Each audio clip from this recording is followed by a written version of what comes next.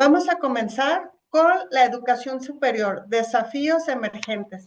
Dentro del equipo de investigación que me ayudó a preparar esta ponencia está su servidora, Erika Vanessa García Rico, la licenciada María Elba Rico Muñoz, así como los estudiantes Christopher Alejandro Reyes García y Estefanía Jacqueline Reyes García.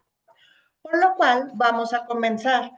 La mayoría de los métodos que nos permiten enseñar coinciden en lo siguiente. Si ustedes se fijan, en la actualidad, todavía como docentes tenemos muchos problemas para transmitir y compartir los conocimientos hacia las demás personas. ¿Por qué? Porque en la actualidad es necesario saber cuál es el proceso mental. ¿Para qué? Para poder combinar las ideas, para procesar la información y ellos mismos tengan la capacidad de generar ideas, ya que nuestra mente tiene la gran capacidad de procesar toda la información que entra a ella, ya sea para resolver algún problema de manera concerniente e inconsciente cuando tenemos prejuicios ya que nos enseñaron desde que éramos menores. Ahora bien, ¿qué se necesita enseñar? Pues es muy fácil, tenemos que enseñar a pensar a nuestro cerebro para poder tener una abstracción intelectual y poder inducir correctamente la profundización y la extensión del conocimiento. Pero realmente podemos y sabemos transmitir lo que son los conocimientos, realmente enseñamos a pensar a nuestros estudiantes. El pensamiento de buena calidad tiene tres características, el cual la primera de ellas tiene que ser crítico. Tenemos que ver, no solamente estar a qué nos enseñen, sino tenemos que tener la capacidad de poder procesar la información que estamos recibiendo, así como ser creativos. Una vez que ya entró el conocimiento y la información a mi cerebro, bueno, podemos generar ideas, generar alternativas, hasta inclusive generar soluciones nuevas y originales. También otra de las características está la metacognitivo, el cual nos sirve para poder reflexionar sobre sí mismo y poder percibir los propios procesos del pensamiento como objeto de examen para cada vez ir haciendo mejor las cosas. Pero ahora, ¿cómo se logra esto? Bueno, a través de los hechos, de los principios y de las teorías. En relación a los hechos, todo siempre va a ser basado en la información. ¿Cómo? Pueden ser discretos, pueden ser específicos y numerosos. Asimismo, la conducta real de los hechos puede verse. En los principios tenemos todo lo que es basados en las indiferencias y no tanto en los hechos, sino que nos regimos a los principios que a veces son los determinados. Asimismo, podemos ir ayudando a relacionar las conductas entre sí. Y las teorías, en este caso ya empezamos a hablar de distintas teorías que pueden ser basadas en la especulación, pueden ser basadas en integrales y menores, ya sea en menores números o formados por principios conectados, los cuales nos ayudan a poder tener la explicación de una conducta.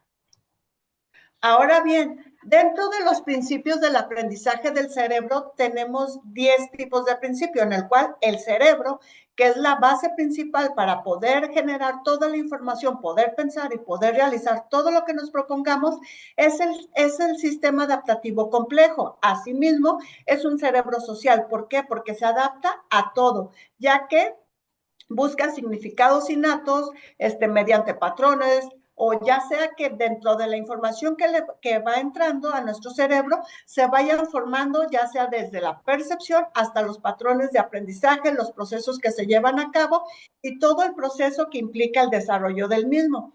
Recuerden que el aprendizaje está basado en el cerebro y la enseñanza, ya que es una combinación entre la ciencia, el cerebro y sobre todo el sentido común, el cual nos hace que identifiquemos los principios básicos del aprendizaje a través del cerebro.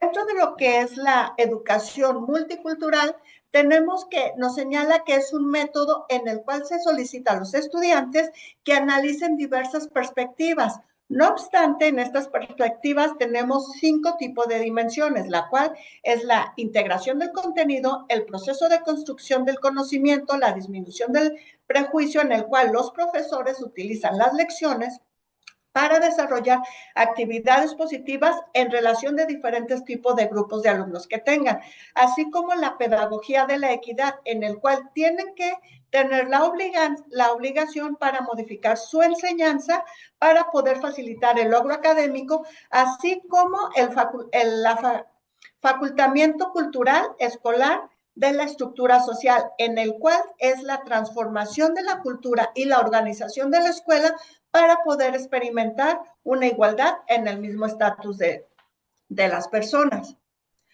Ahora bien, ya nos vamos a una meta que es muy importante. ¿Qué es la misión de una escuela? En la misión de una escuela hablamos desde la educación inicial, la cual comprende desde preescolar, primaria, secundaria, bachillerato, para poder llegar a lo que es la universidad, en el cual si no se desarrollan bien las capacidades cognitivas, abstractas y formales del razonamiento, va a ser muy difícil que ya en la universidad los alumnos sean fácil tener una facilidad para poder pensar, para poder estudiar y sobre todo para tener la metacognización, el manejo y el control del conocimiento.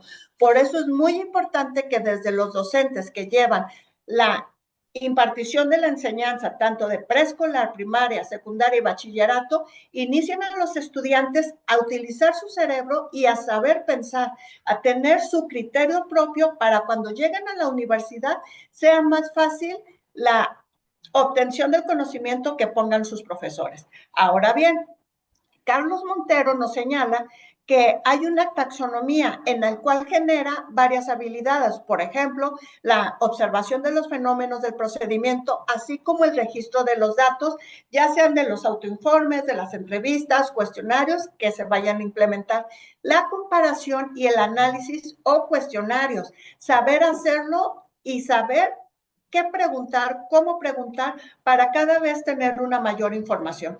La ordenación una vez que ya recabamos la información, el saber ordenarla, el saber para qué me va a servir esta información que acabo de obtener, así como la clasificación y la síntesis de la misma cuando es demasiada información la que tenemos que transmitir en tan poco tiempo para que los estudiantes no se nos distraigan y siempre tenerla captado su atención.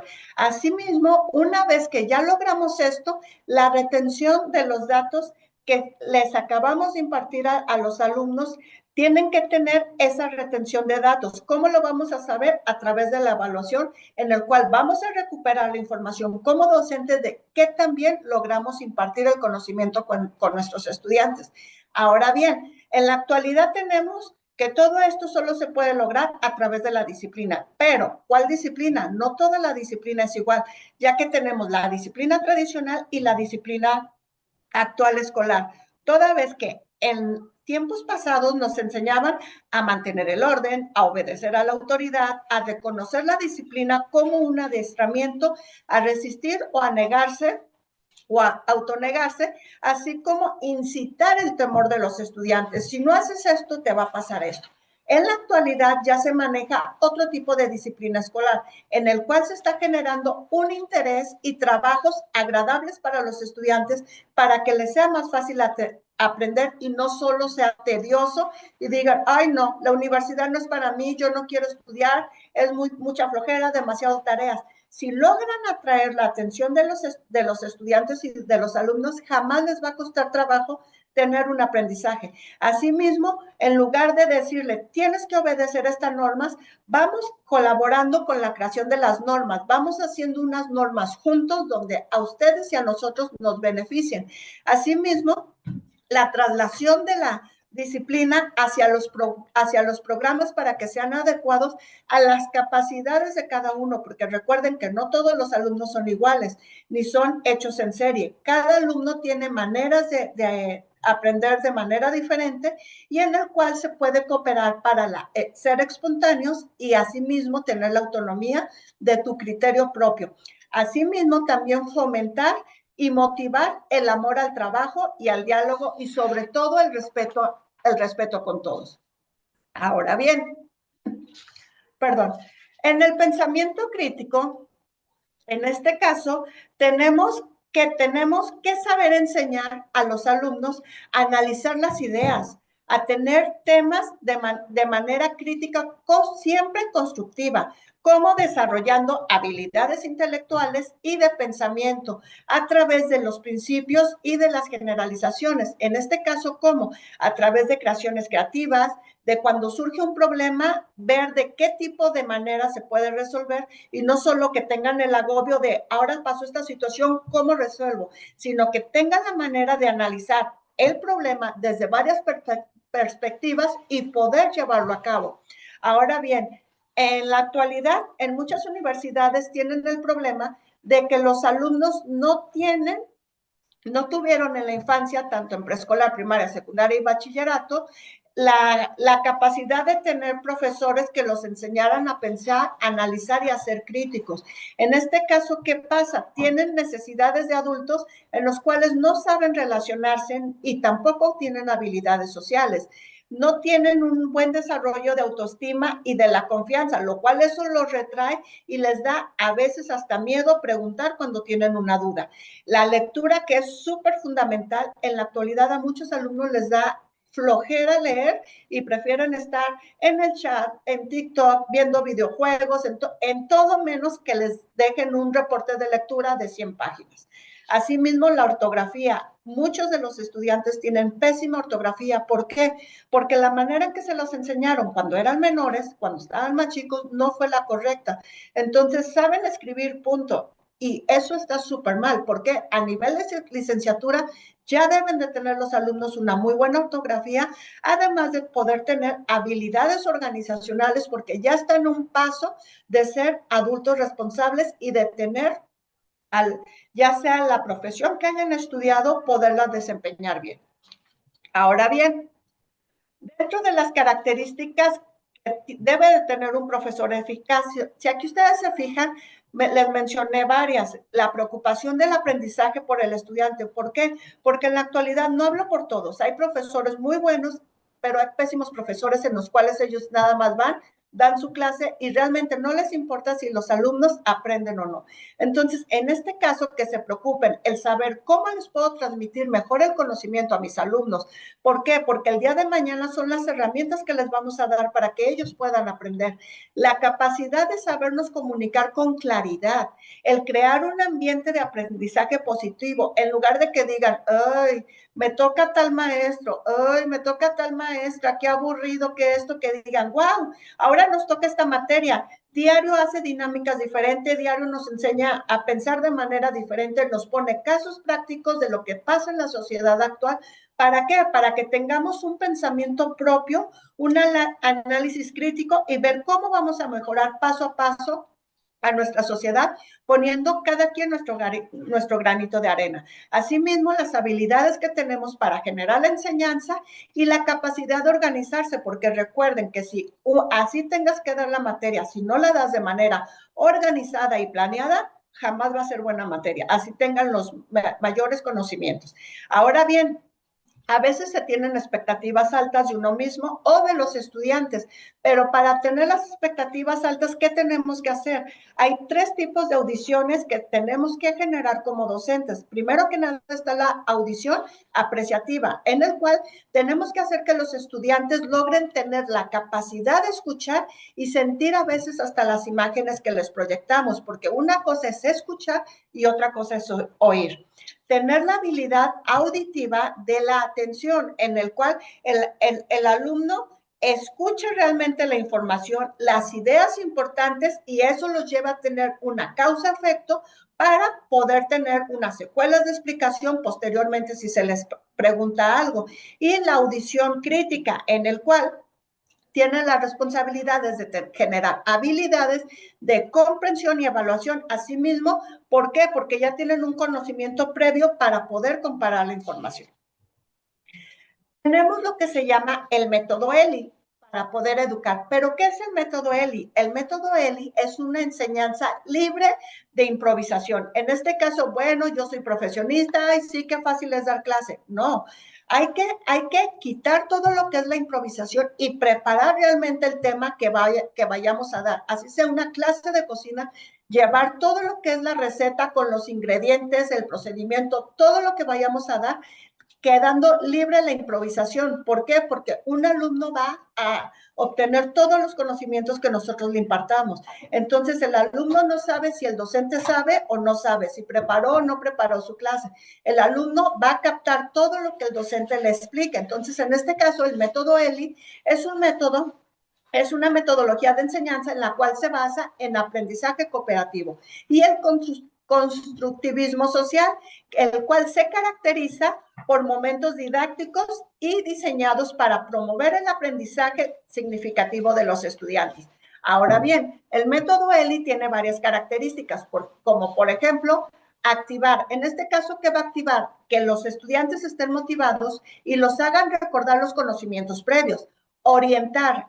¿Para qué va a orientar? Para que una vez el objetivo de la lección se implante al momento de dar el aprendizaje, se introduzca un nuevo contenido de conocimiento en el cerebro de las personas y puedan ellos procesar la información al interactuar con el contenido que se les acaba de impartir, generando diversas maneras de cómo leer, cómo analizar y cómo subrayar a veces los textos. Asimismo, tener una recapitulación en el cual los puntos claves de la se revisen los puntos claves de la lección, así como compartir las ideas y resolver dudas en caso de que hubiera. ¿Para qué? Para construir todos juntos el conocimiento. Asimismo, la interacción social positiva, porque recuerden que el trabajo de grupo, tanto del grupo como de docente, es compartir ideas, resolver dudas y construir juntos un mejor conocimiento. El aprendizaje en la evaluación y la reflexión cognitiva. En este caso, tenemos la innovación educativa, tenemos que también tenerla a través del pensamiento crítico, de la creatividad, de la colaboración, así mismo como de la comunicación. La tecnología en la actualidad es súper importante, toda vez que todo se maneja ya a través de internet, de tabletas, de teléfonos móviles, asimismo los estudiantes y los profesores hacen que se quiten todas estas barreras digitales para poder tener un mayor tipo de aprendizaje, lo cual rompe barreras ya que podemos estar en cualquier momento aprendiendo, ya sea de cualquier país, en cualquier situación.